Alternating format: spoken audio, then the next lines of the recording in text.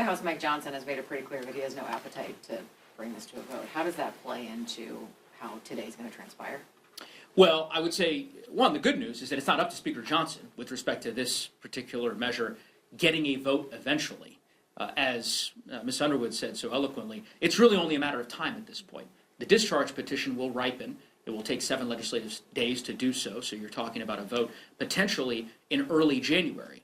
And we know that that vote will succeed because the petition has the requisite signatures. So the only real question is Mike Johnson going to allow, as Dr. Ruiz said, families in Louisiana and Colorado and across the country to be scrambling over the course of the next 3 weeks as they face these exponentially high premium increases? Or will he do the right thing and simply call the vote now, given the fact that his own members of his own conference have now signed a discharge petition led by the minority party here in the United States Congress? One would think that he would do the latter. And again, if past is prologue, we've seen this movie before.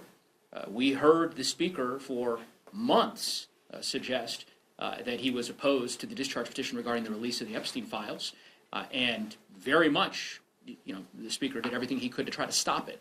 Once that discharge petition had the requisite signatures, a vote was called shortly thereafter. So I would hope that, as I said, Republican leadership would see the writing on the wall, call the vote now. I cannot understand the cruelty of an approach that you're suggesting they might adopt, which is essentially saying, even though we know there are votes to extend these healthcare tax credits, we're going to send everyone home for Christmas anyways, and we're going to delay this vote until the new year. I just think that is a patently cruel, unconscionable approach, and Mike Johnson, I think, will face electoral consequences, as will his conference, if they make that decision.